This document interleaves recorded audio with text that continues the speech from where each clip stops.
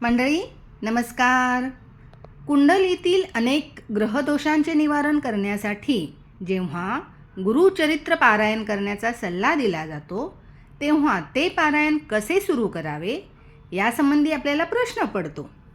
तर श्री गुरुचरित्र वाचन सुरू करण्याच्या आदल्या दिवशी 4 कुत्रे व गाय यांना नैवेद्य दाखवावा.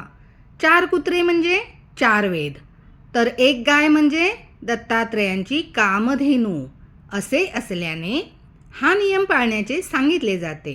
पारायणापूर्वी दाराला तसेच चौरंगाला तोरण बांधावे. चौरंगाभोवती रांगोळी काढावी. चौरंगावर पिवळा कपडा पसरवावा. चौरंगाजवळ डाव्या बाजूस समई आणि उदबत्ती लावावी. पारायणास बसण्यापूर्वी देवाला पारायणास उपस्थित राहण्याची प्रार्थना करावी. घरातील वडीलधारी मंडळीस नमस्कार करावा. मग पारायणासाठी आसन ग्रहण करावे. वाचन पूर्व किंवा उत्तर दिशेला तोंड करून करावे. प्रथम अथर्व शीर्ष वाचन, नंतर 1 माळ गायत्री जप आणि त्यानंतर 1 माळ दत्त मंत्र म्हणावा. श्री गुरुचरित्र वाचण्याची पद्धत अशी आहे. पहिला दिवस अध्याय 1 ते 9 वाचावा. त्यानंतर दुसऱ्या दिवशी अध्याय 10 ते 21 वाचावेत.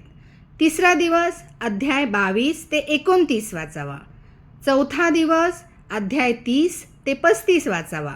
5वा दिवस अध्याय 36 ते 38 वाचावा. 6व्या दिवशी अध्याय 39 ते 43 वाचावा आणि 7व्या दिवशी अध्याय 44 ते 52 या क्रमाने आपण अध्याय वाचून श्री गुरुचरित्राचे पारायण करावे आणि मग आपल्याला त्यामुळे ग्रहदोषांचे निवारण होऊन आपल्या समस्यांचेही निवारण होण्यास मदत होते. दत्तगुरूंची आपल्यावर कृपादृष्टी राहते.